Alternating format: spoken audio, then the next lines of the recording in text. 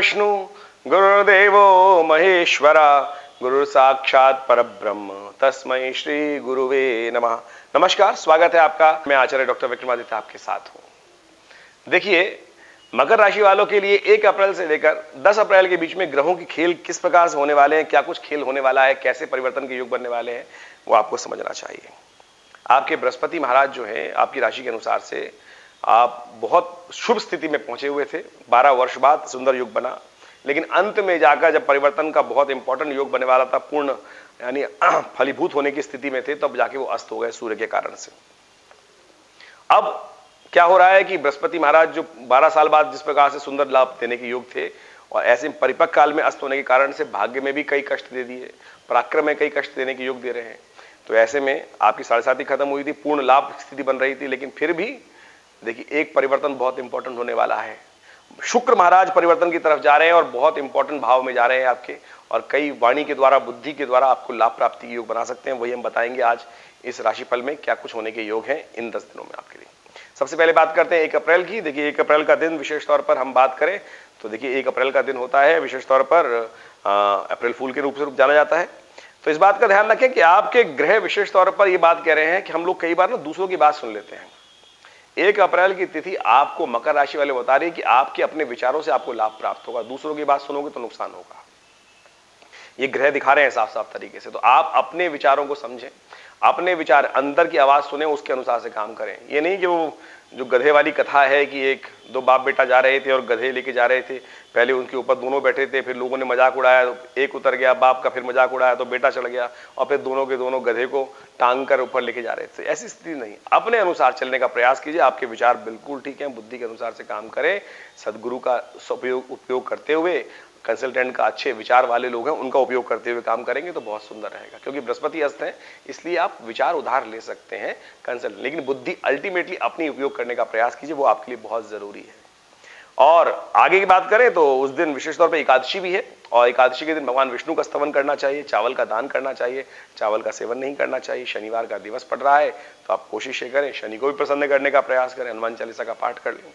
2 तारीख की बात करते हैं तो 2 तारीख को सिंह राशि में विशेष तौर पर सूर्य का, चंद्रमा का परिवर्तन होगा, और वो आपके लिए थोड़ा सा बंधन कारक है। और वो कहीं ना कहीं कोई भी कार्य में बांध रहे हैं, कोई नया कार्य शुरू कर रहे हैं, विचार कर रहे हैं, कंसल्टेंट से बात कर रहे हैं, या कुछ किसी नए क्रिया विक्रिय की बात कर रहे हैं, तो अपने विचार को बहुत उपयोग करते हुए काम करने का प्रयास कीजिए। किसी उपयुक्त, बृहस्पति अस्त चल रहे हैं, विज्ञान अस्त चल रहा है, तो ऐसे में किसी उपयुक्त व्यक्ति की सलाह बहुत जरूरी है। किसी सीनियर व्यक्ति की सलाह लेकर, गुरुजन की आज्ञा लेकर तब काम करने का प्रयास कीजिए। ये आपके लिए बहुत उपयोगी सलाह है, इस बात को ध्यान रखते हुए काम करना चाहिए। 3 तारीख का दिन बहुत ही श्रेष्ठ है। उस दिन बहुत ही पुण्य का समय है, सोम प्रदोष है। आमतौर पर आदमी को ध्यान नहीं रहता है, प्रदोष आता है लोग भूल जाते हैं, जो पंचांग को नित्य पर देखते हैं वही ध्यान रखते हैं, लेकिन ये सोम प्रदोष बड़ा ही श्रेष्ठ काल है, भगवान शिव को प्रसन्न करने का, दोष रहित काल। प्रदोष का मतलब है दोष रहित। और शाम के समय उस दिन ऐसे कहा जाता है कि भगवान शिव और पार्वती पूरे संसार का भ्रमण करते हैं, और जो उनकी आराधना उस समय करते हैं, त्र्यंबकम मंत्र का जप करते हैं, उनको आशीर्वाद मिलता है, समस्त ऐश्वर्य की प्राप्ति के योग बन जाते हैं। तो कोशिश करें 3 तारीख का उपयोग अवश्य करने का प्रयास करें। शाम के समय भगवान शिव का, नर्मदेश्वर शिवलिंग का अभिषेक करें, दूध से अभिषेक करें, दूध का दान करें, और गुरुजन का सहयोग करते हुए काम करें। केवल अपनी अपनी ना चलाएं, इस बात का ध्यान भी रखना चाहिए आपको।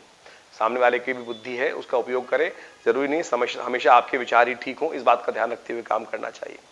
3 तारीख की, 4 तारीख की हम बात करें तो 4 तारीख का मंगलवार का दिन है, और ग्रहों का विशेष तौर पर योग ऐसा दिखाई दे रहा है कि जो समय थोड़ा स्लो चल रहा था वो शाम तक आते आते आपके अनुकूल भाग्य से लाभ प्राप्ति के संकेत मिल जाएंगे। बृहस्पति और चंद्रमा का संबंध शाम को हो जाएगा, और वो आपको विशेष तौर पर एकदम बूस्ट की तरह काम करेगा, उन्नति के योग बनाएगा। तो आपको जो भी काम कर रहे हैं थोड़ा विचार कर लीजिए, थोड़ा डिले कर सकते हैं, शाम को उसका लाभ प्राप्ति करने के योग बना सकते हैं। 5 तारीख की हम बात करें तो 5 तारीख का बहुत सुंदर दिवस है। उस दिन बुधवार है और उस दिन सत्यव्रत है, उस दिन पूर्णिमा शाम को आ जाएगी। चतुर्दशी के साथ साथ पूर्णिमा का योग बन रहा है, तो विशेष तौर पे भगवान विष्णु का जप करते हुए काम करना चाहिए, ओम सत्यनारायण का पाठ करना चाहिए, सत्यनारायण कथा का श्रवण करना चाहिए, भगवान को चूरमे का भोग लगाना चाहिए, कसार का भोग लगाना चाहिए, केले का पूजन करना चाहिए।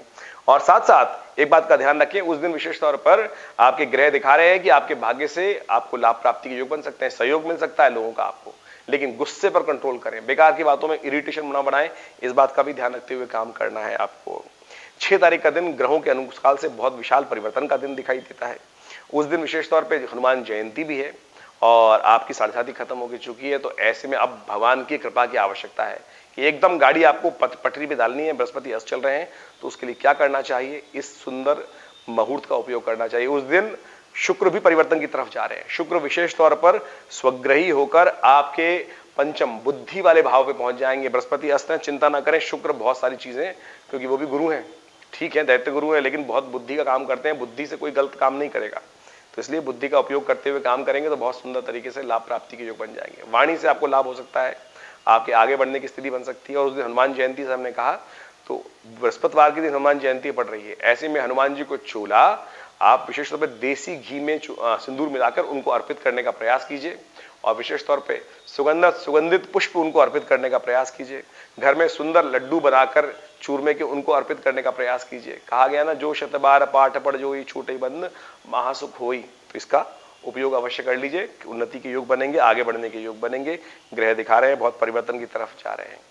7 तारीख के दिन ग्रहों का योग दिखाता है कि आपके लिए खास तौर पर आगे बढ़ने की स्थिति बनती दिखाई दे रही है और आगे ग्रहों की स्थिति जो है वो आपके लिए उन्नति के योग बना सकती है। और चिंता मत कीजिए, आप अपनी चाल में मस्त होकर काम कर सकते हैं। कोई आपके लिए विशेष तौर पे आपका नुकसान नहीं करा सकता।